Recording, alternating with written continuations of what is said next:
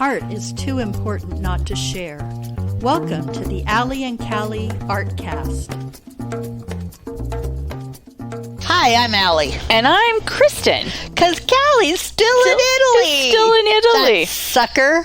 That's no, it's okay. She looks like she's having an amazing time. Her and Stu are there celebrating their 25th wedding anniversary. And Callie's 60th birthday. And Callie's 60th birthday. Yeah. I can't believe that. I refuse to believe. I refuse to believe that. Well, she looks young and she youthful. She does look young. She's very young at heart. Yes, she is. Just like me. Hashtag goals. So what's going on? Hashtag goals. Oh my God. Seriously? Yeah, no. I'm sorry. The hashtag thing just goes right over my head. Millennials, help me out here. Come on. Well, I'm pretty excited because my son and his wife, who are going to have another baby, just got approved for a loan for a home. Oh, and yay. Around here these days, I feel like that is hard to do. Right. So I'm really excited for them. Oh, good. That's so exciting. Yeah, I know that is something that they've been wanting, and they've been living in this little duplex, and with another baby coming. They need more space for sure. More space will be great. So. For sure. Yeah, the only bummer is that I think they're going to find a place in Sandpoint, which means a longer drive for me. But it makes an excuse because Byron works in Sandpoint. Right, totally makes sense. Yeah. And Chloe can kind of work from wherever. Yeah, she can. Yeah. Yeah. Well, and then the shop, they have the shop in Sandpoint too, so she'll be able to help with that too. But she's going to have to come to Coeur d'Alene to have the baby. Yes, she is. But she's going to probably have to have a C-section. So she'll just schedule it. She'll just schedule it. Yeah. Well, that's good. So, that's good. Yeah, good. Well, we have Art Walk tonight. We do have Art Walk tonight. Yeah. That's right. Who are our musicians tonight? That are scattered around. I have no idea. Uh-oh. You should ask Abby. Abby's on top of that. I am not. That's actually kind of a good sign, though. Yes, it is. Inching closer and closer. We also have the summer concert series coming up, and we're pretty excited to have the shade cover going in. We're just waiting for the sales. They should be here anytime.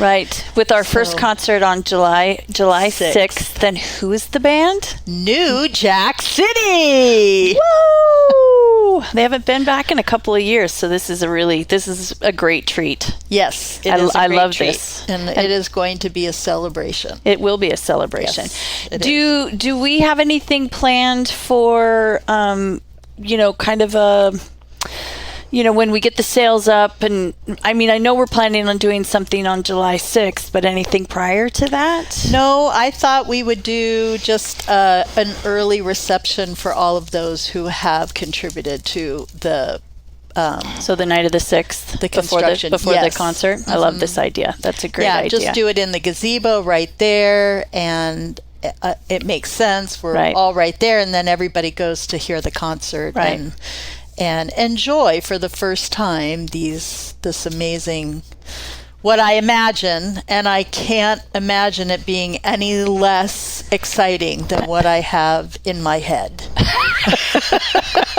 Well, if we could all live inside your head, we'd all be happier people for sure. Oh, for sure. It's a little scary though.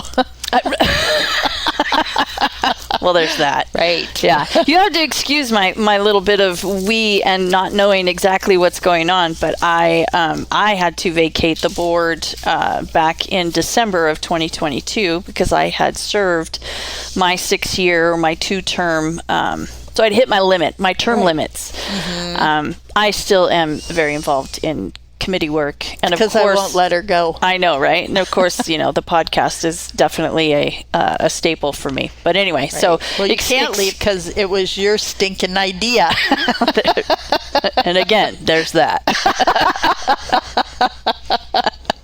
Speaking of good ideas and fabulous things that have always been going on here in Coeur d'Alene, theater has always been such a staple in my life. Mm-hmm. And today we have the most fabulous Brooke Wood with us today. Yay, Brooke! Hello. How are you guys doing? Good. How are you? Good. Awesome. We're so glad you're introduce here. your little buddy there. Well, today it is me and Ringo Starr. Ringo Starr is my I'm training him to be a diabetic service dog. I love that. So he goes where I go. Right. He's like, it's like that song when you're a kid, like, my buddy, my buddy, my buddy, yeah. my buddy. Yeah. My buddy and me. But it's like, Ringo and me. There you go. And he's a beautiful He's dog. a beautiful dog. He's brilliant. Yeah, he's an Australian and he likes shepherd. it when you sing to him. Yeah, he's an Australian Shepherd and Golden Doodle, so he's a mutt, a brilliant mutt. Right. Brilliant mutt. Brilliantly expensive mutt. Yeah. he's tailor-made. Yeah. Just for you. He's beautiful, and he does kind of look like Ringo Starr. Yeah, he does. There's a resemblance there. Very much so. Damon named him. Oh, really? Yep, because I love the Beatles, and we could not come up with a name, and I was like, what about Heath Ledger? Because I like to name my animals after things. Yeah. Kristen knows my Boston Terrier was Daisy May, and then now my Frenchie is Missy Elliott. Yep, Missy Elliott. I love Missy Elliott. And she is as thug as they come. Yeah, she is thug. And then we have Clyde Drexler, named after the basketball star, and that is our lap. So everyone gets a I mean, you got to live up to your name, right? So you don't, absolutely. So my husband, we got Ringo. We couldn't come up with a name, and we had all these names, and he came down the next morning because I had the flu during Christmas, and I got him during Christmas. So he was on the couch with me the whole time. And Damon came down. He was like, what about Ringo Starr? And I was like, well, that was easy. I mean, if I'm going to have a dog, it's going to be named after a Beatle. That's right. I mean, if anyone knows me, I'm a little obsessed. So Yeah. I know I had a cat once. Never again. Anyway, I had a cat once, and his name was Foo Fighter. Yeah. Foo Fighter. Yeah, and I actually had this like delusion of grandeur, honestly, or just delusion of getting a bunch of cats and naming them after. This is so stupid. Naming them after the whole cast of Lost. So I have a John Locke. And then one day they wake up and And a find Jack. out they're all dead. And a Kate, right? They've been dead the whole time. The whole time. Or they come to the Playhouse and do a musical. Well, we'll have to get into that story Yes, there in we a minute. will. So we brought Brooke. Anyway, we brought Brooke on the show to really, talk about the Playhouse, the Lake City Playhouse, and the need to save this place. Yes. So let's kind of get into a little bit of your background and how you got involved with the Playhouse. Well, I am a local kid. I'm about as local as they come. My family, for those who are from here, are Roths, so loggers. And then my parents lived here, and I moved to Seattle. I moved a lot as a kid, but got into art at a very young age, performing arts. So theater, ballet, lots of ballet. And then moved back to Lakeland High School and stopped doing ballet and fell in love with theater through Terry Gorton in Coeur d'Alene. I mean, in Rathdrum. He was an amazing man who really helped a lot of things in my life focus and taught me that theater is a great way to bring focus. I was kind of a wild child, still am. And then I ended up at NIC under Tim Rarick. Oh, Tim! I had Tim. You might have known NIC my too. ex-husband. He was a set designer when Tim was there. Michael Ward. Yep. And Jack Green. Yep. And Jack Green. Oh, I had a crush on Tim. Yeah, Tim's wickedly smart. I don't know. There was just some animal magnetism about him. I just think he's just one of those people. But in between there, did all kinds of shows at Lake City Playhouse as a kid. So stuff under the Gookins, and did Huckleberry Children's Theater. Helped out with Missoula Children's Theater. That was there one year as a volunteer. And First time I was ever in the Lake City Playhouse was when I went to audition for summer theater, and Ralph McCoy was the director, and I got up on the stage. I had so much fun dancing and singing, And I left there feeling like $1 million, and I didn't even care if I got the part. I just was happy. Yeah. And I think that is not only, I think that's something that's special that theater does, but I also think that little theater, I mean, I have some of my greatest memories of my life there. Yeah.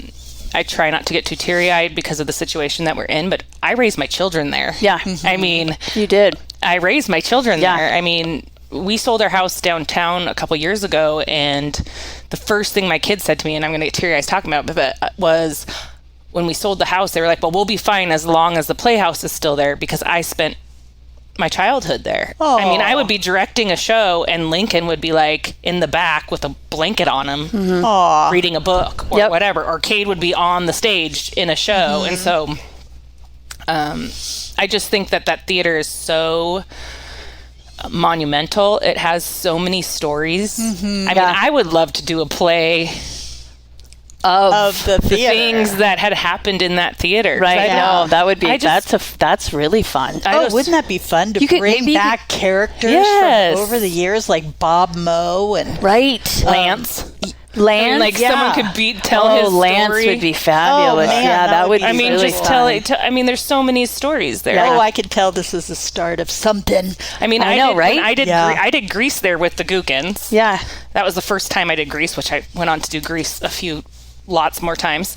But I met Brooke Bassett there. Right. I met people that I went on to direct with as an adult numerous times.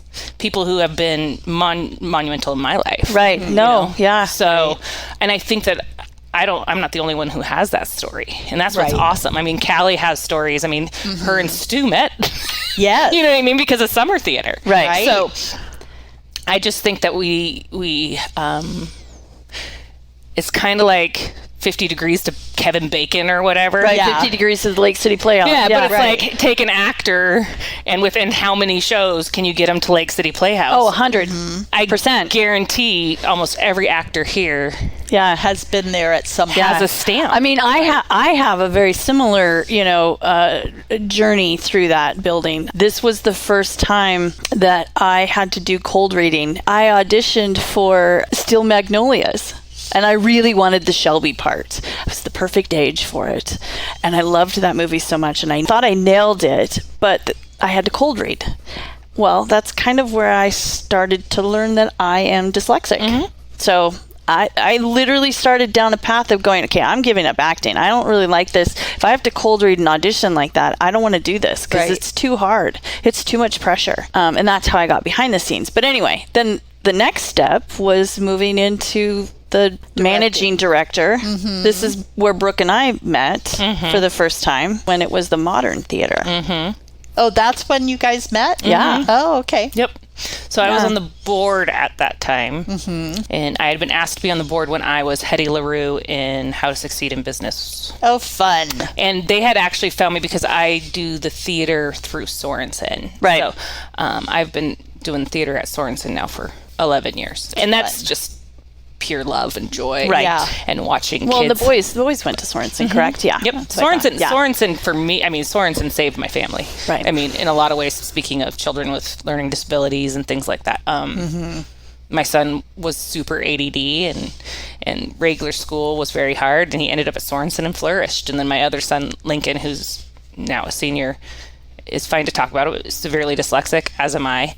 And so Sorensen, just the art part and the idea of using both sides of your brains, magical for people with dyslexia. Yeah, the ancillary effect of arts and humanity, juxtaposed with math and science and history is just, I mean, it's uncanny. It's just, it's unprecedented. And I mean, if we need to save any school in Coeur d'Alene, it's Sorensen. That's the school. Well, and I geek out on children in art, period, because I truly believe if faster we teach our children to use both sides of their brain, the faster our country is going to come together. Right. Flourish. Yeah. Yeah, well, that's a whole other can of worms. Yep, that's a whole nother episode. Hey, y'all. It's Jason from Tubbs Coffee Roasters. We are North Idaho's specialty coffee roaster. We are homegrown and we are local.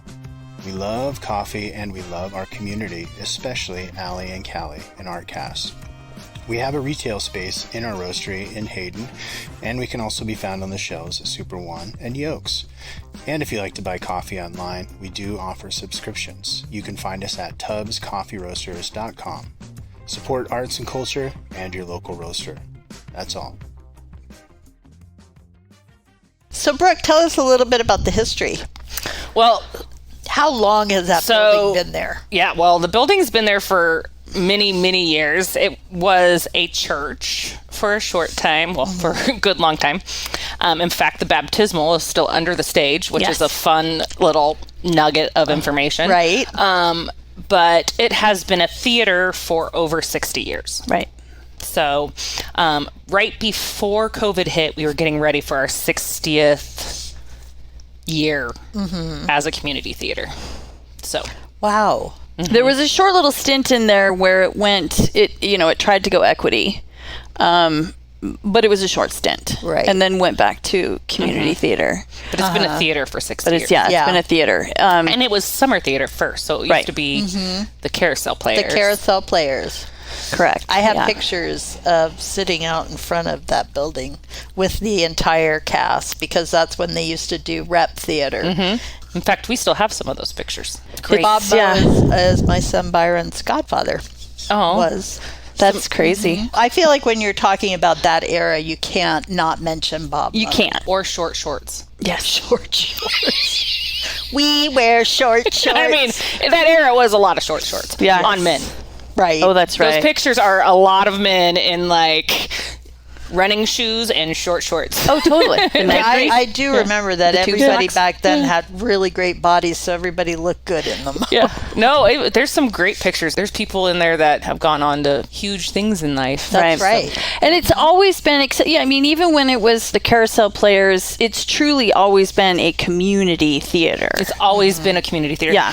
And or a part of this community. So right. Even there's a short stint of wanting to be something different or whatever. It's always been a huge part of this community. And 100%. even if they were trying to pay actors, which even a community theater, I believe should try to, because it takes a lot of commitment. Yes, it does. From a human being to like every single night be there. Yes. There's some theaters in Spokane that are doing that. They're still community theaters, but they're at least paying gas for people to get there or whatever. So paying actors is not necessarily divides you one way or the other, but even when we weren't, this was a huge piece of this community. Right. I feel is sorely missed, but no, I 100% agree. I totally agree. Yeah, 100% agree. I don't think you can have too much theater, honestly. Nope. And the nice thing about what Lake City Playhouse has always offered is the diversity in the shows that you have always produced, and everyone has always produced over the years. I feel like we get pigeonholed into musicals because they sell, but there still is, I think, a market, and I think we do get a little bit of it from NIC to a degree because they're a little bit more progressive in what they want to produce once in a while. We're talking about the fact that you own that property. So we have a mortgage on the property, but it's ours. It's board ran, board owned. So as a board, we are the entity, and as people come in and out, they become the entity, and that property belongs to us. Right. So the difference being is we are given a lot more leverage. If the board, the board does have a say in what happens because it's a board ran theater, but we have more leverage in the sense of it's not just our board picking shows and then sending it to a theater and having that theater have to okay it and then that theater bring it back to, we don't have to do that. It's right now, quite frankly, with me there, I pick the shows with a small group of people that actually, some have been on the board. Kristen's been a part of some of those things.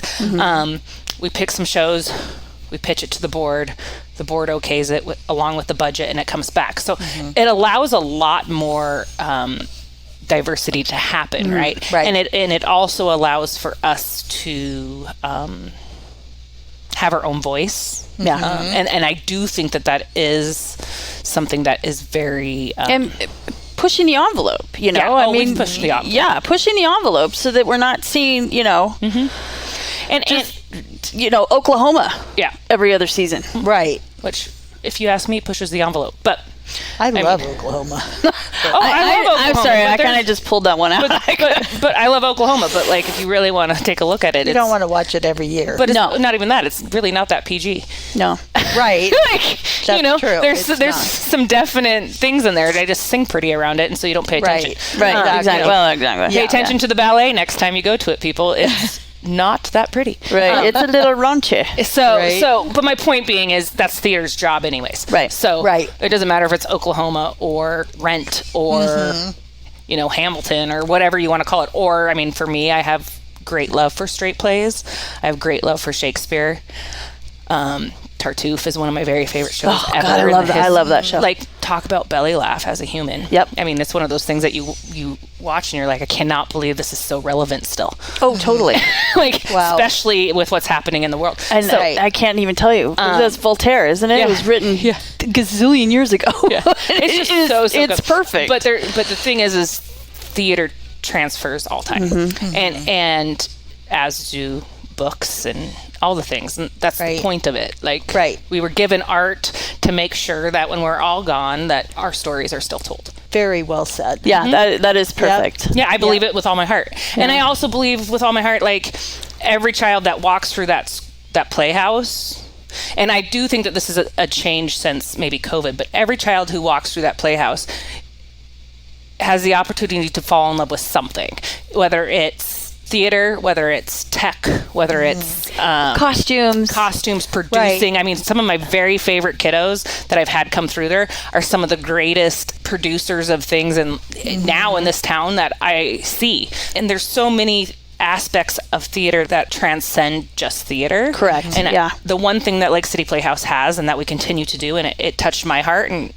the reason why I still do theater and have fallen in love with it, my children got more of it, is because we make sure it's tangible to everybody. CYT is an amazing program. My children did it. I love CYT. I have met some of the most amazing students, but Lake City Playhouse provides a place for children who do not have the financial wherewithal to learn about theater. Because we don't ask you to pay money. Right. And that is a huge thing. I did a show there, directed a show there, which is still on the stage. Yes. Yeah. We should talk about why it's still on the stage. The last show was your show. Was my show. Was called These Shining Lives. These Shining Lives. Yep. And that was pre-COVID. That was, and there that hasn't literally been was a show since.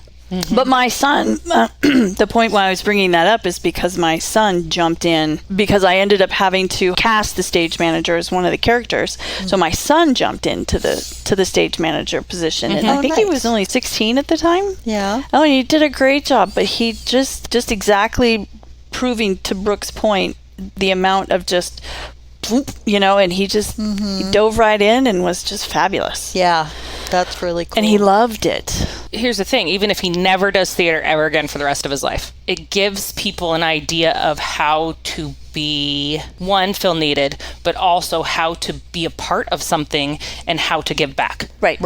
I mean, that's something that you don't ever have to do another show. Right. Hence the true definition of community. Yeah. Right. Yeah. That is why it's called community theater. So COVID, I mean, obviously COVID destroyed a lot of performing arts, but Lake City Playhouse has had other challenges. So we actually came out of COVID really good.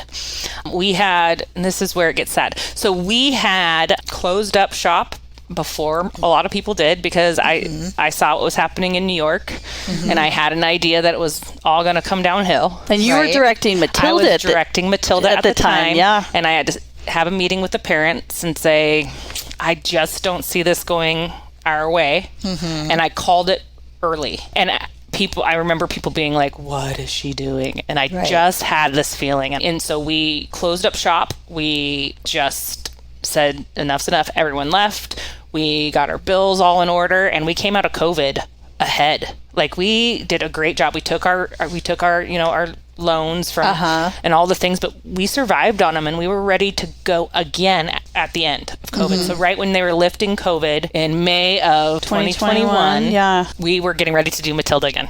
Right. And I was in Maui with my family, and I received a phone call from one of my awesome board members, and they had been doing a clean out and all these, like they were rearranging the basement, and just really great stuff was starting to happen. We had started talking about replacing our heating system. We had enough money to do so because we had closed up shop. We had talked about making some changes to the building that truly needed to happen. It wasn't something that was like needed to happen because of it was bad, but needed to happen because it just needs updated, right? It's a very old building.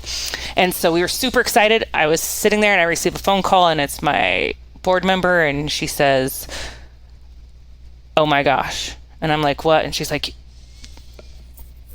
"It's flooded." And I was like, "What's flooded?" Had some choice words that are not PG, and then at all. And then she said the whole entire basement is like up to our hips. Like knees, hip, like flooded. Which is where, oh my God, I knew it was flooded, but I didn't, I was thinking like sloshy. No. Oh, wow. Yeah, which is where all the props, all the costumes. All our costumes, our props, everything is held there. And what had happened is there's a lever downstairs that, as long as I can remember, I remember George Green showing me it and being like, "Don't touch this." Why? I don't know. Someone told me not to touch it. It releases the Kraken, obviously. So I was like, okay, don't touch it. And we had volunteers there, and they thought that it was the sprinkler system. They weren't doing anything wrong. Pulled it, and it broke our main water main. Like, not just like a kind of pipe. It broke like the main pipe that brings all the water into our sprinkler systems. And then on top of it, it broke all the pipes in the bathrooms. Right. Oh, geez. So not only did we have water coming in, it was also all the pipes from the bathroom. It was all going, and everything rolls downhill, so it was all in the basement. And so we had to get it pumped out, and luckily that happened quickly. But insurance does not move as fast as the people in this community did at that moment. So we are now we've been waiting for 2.5 years for insurance to step up. What? 2.5 years? Good grief. And so part of that has to do with, we received, after fighting, we received a payment, but that was when all the prices went up in this town. And everywhere in the world. It's not just in this town, but all the prices went up. So by the time they paid us out, and then we bought the things that we said we needed, it had doubled in price. No, that kind of went. And so I came back in, and the contractor that we had at the time said, "We need more money." And I said, "Well, then you need to leave, because I don't have the money, and I won't put this playhouse into substantial debt when we already are sitting really pretty, right?" Yeah, right. And I thought I could go back to the insurance, and they'd be like, "There you go." Right. And I was wrong. So that's where we sit today. Right. Yeah. So in a perfect world, what does the theater need? I mean, what does this community need? How do we need to rally? I'm asking 9 questions. Yeah. To make sure to save this theater. So this is a kind of a tiered story. So before COVID hit, we had this vision. And it's a vision that I know we can do. It's a vision that I think this community really needs. Yeah. And it's a vision I'm very passionate about. Yeah. And that is a community arts building. So something, and if you know the Playhouse, there's a side parking lot that we could put, go upwards and not use as a parking lot, but we could turn it into offices that the Playhouse will then rent for profit.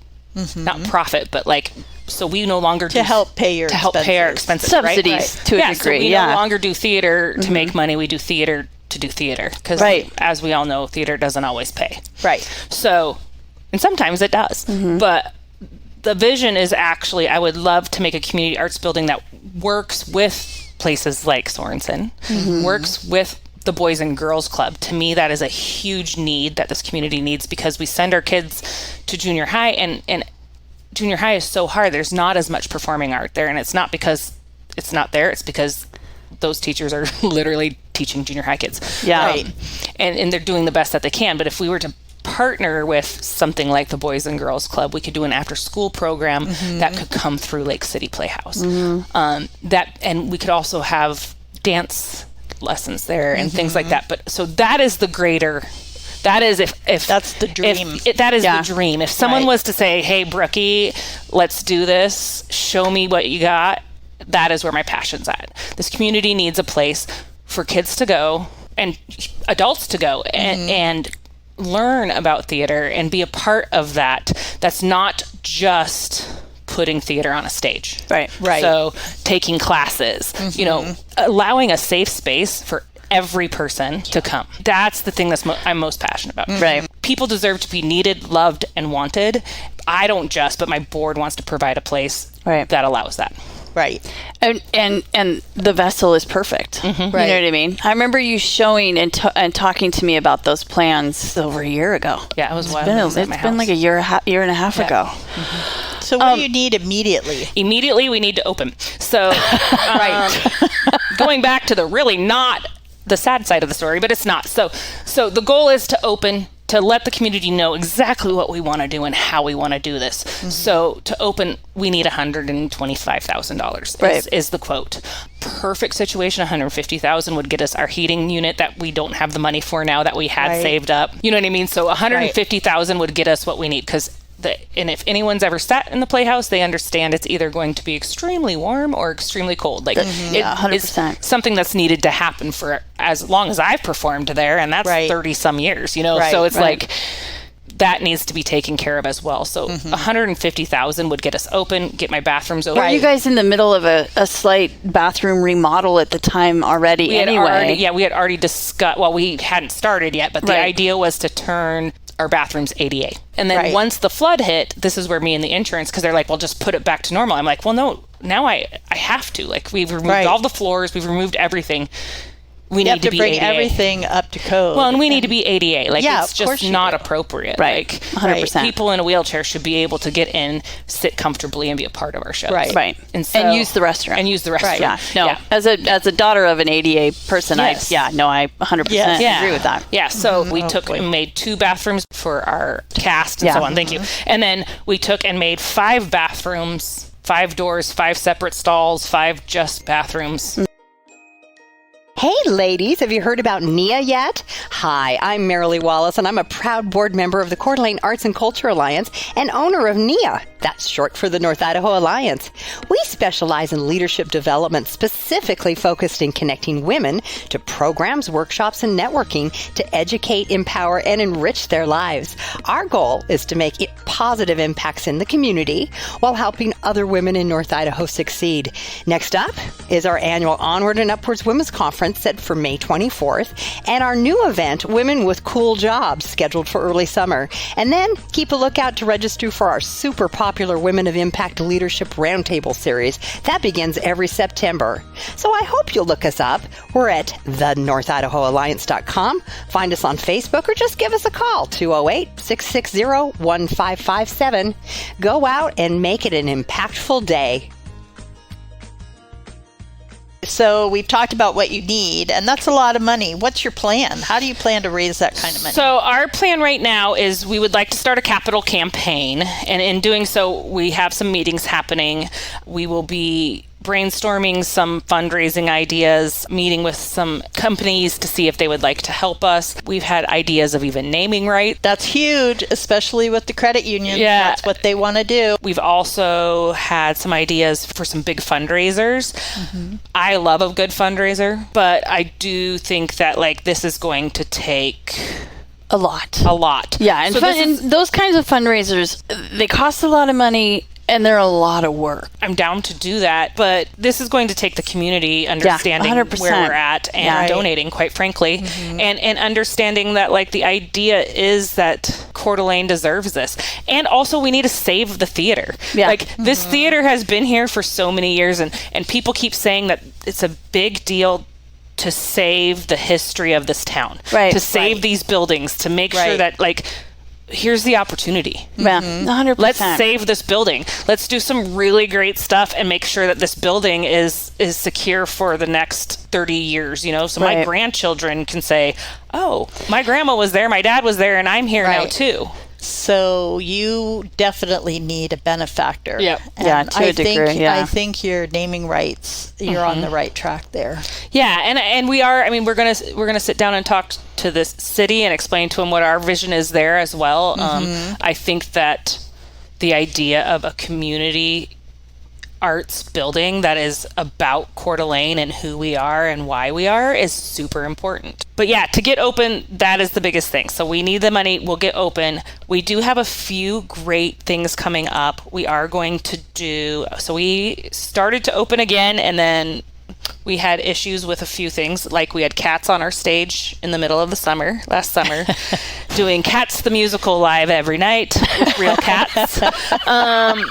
It was amazing. It was amazing.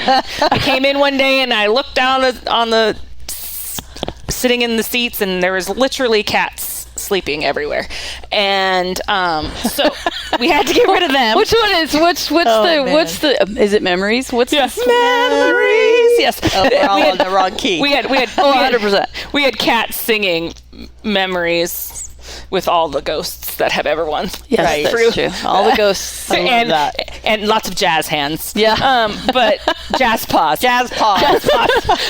But so we had some setbacks there, and then with the price of things going up, we had setbacks. But we had 2 shows that were getting ready to go on. So one was Matilda. The Croc Center and Trigger Weddle and everyone that's there has offered to help us out there. That's awesome. So we are trying to figure out timing on that, when we can do that, and to get that up and going, because we've already paid the rights to that show. Oh, that's right. We already paid the rights. We already have costumes. We already, there's things, we've already done a lot of the legwork on that. Right. So we'd like to put that on the stage. Yeah. Unfortunately, my Matilda's now like a sophomore in high school. Right? So you're going to have to recast a little bit. We will have to do some recasting. The adults are all still the same size. So that has been put back on the docket. We're just trying to find the dates.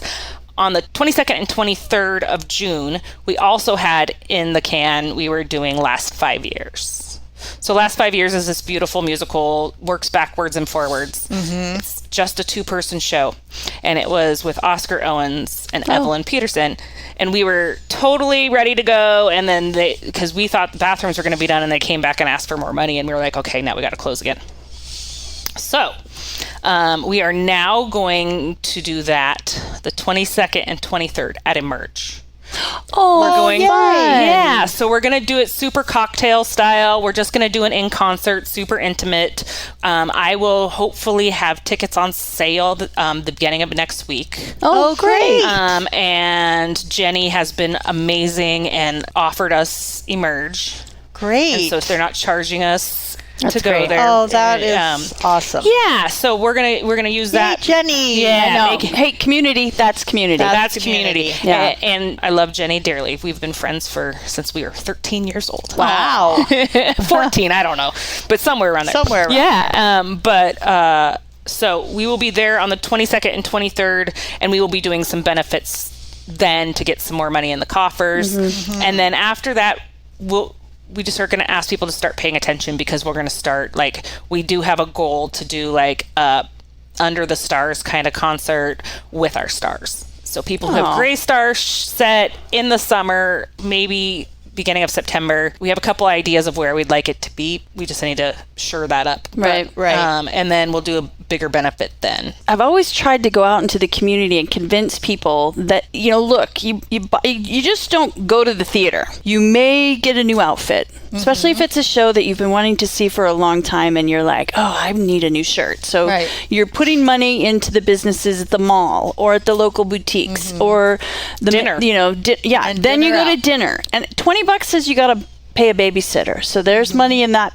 You get gas. You might have drinks before, then dinner after, or drinks and dinner before and then drinks after. So there goes the restaurants and bars and whatnot. So, I mean, it's not just buying a theater ticket and the money's just going to the theater. It's a community effort of going out on the town, and people make a big deal of that. The economic impact is being broadcast by the NEA all over this country. How important the arts are to the National Endowment on the Arts, by the way. Yes. Okay. Well, and it's a fundamental part of Coeur d'Alene even. Restaurants need art. Right. There's a reason why they need art. They need art because it makes people go do things. Right. It makes 100%. people, you know what I mean? Like, I love to hike and bike like the next person or whatever, but that doesn't get you to a restaurant. Art is a very specific situation where it is an event. Right. And you make an evening out of it. Well, we know that based on the statistics that are provided through the Americans for the Arts, for every dollar in this community that people spend on the arts, $12 now is going back into our economy. Right. That's huge. That's huge. That's huge. Giant. Well, so it's a huge investment. It's a huge investment, and I also think that going back to education and how this community works, I also think when you put your children or have your children around art and have them see and witness how that community works, it makes them more community-minded person. 100%. And community-minded people tend to stay in town, in their community. Right. When you raise children who are community-minded, they don't leave. Right. They stay and they put their money back into the community that they were raised in. Right. It is a thing. Yeah, it's a fact. Or if they do leave, like my daughter, she's community-minded in Elsewhere, her yes. community. Yes. So she did go, but she has invested that knowledge and experience in her new community. Well, and I also think for people coming in here too, like people who are moving here, and people picked here because of these things that we're talking about. Right. People picked Coeur d'Alene because when they walked in, they saw a town with art everywhere. They saw a town that had theater as an option to go to. They saw a town that worked in that benefit. Yeah, Right. 100%. So people who are moving in here, hey, I came here and I want to know where I can put my time and my energy and my money. Right.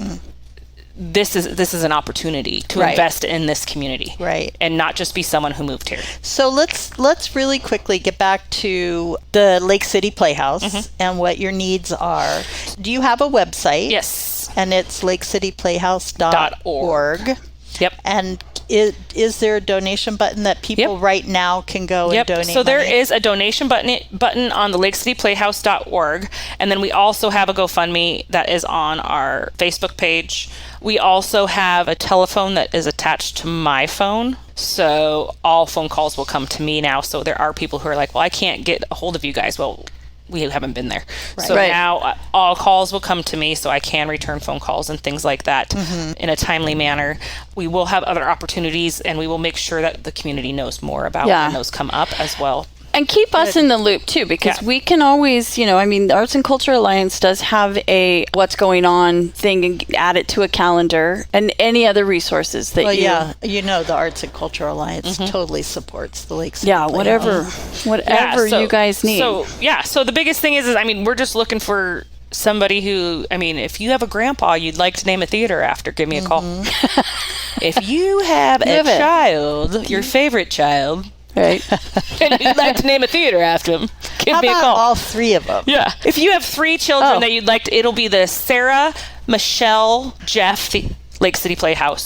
Sarah Michelle Jeff. If there is a business in this town that would like to name a building and have Would everyone like some know. naming rights. Yeah. Their name put up on a theater. I think that's a fantastic idea. Yeah. I could think of a couple. I could say them out loud. Yeah, But I don't want to put anybody on the I'm spot. just going to give you those tips afterwards. Yeah. Exactly. Yeah. So, but yeah, we are super excited because the community has started to wrap around us, and our goal is to be open.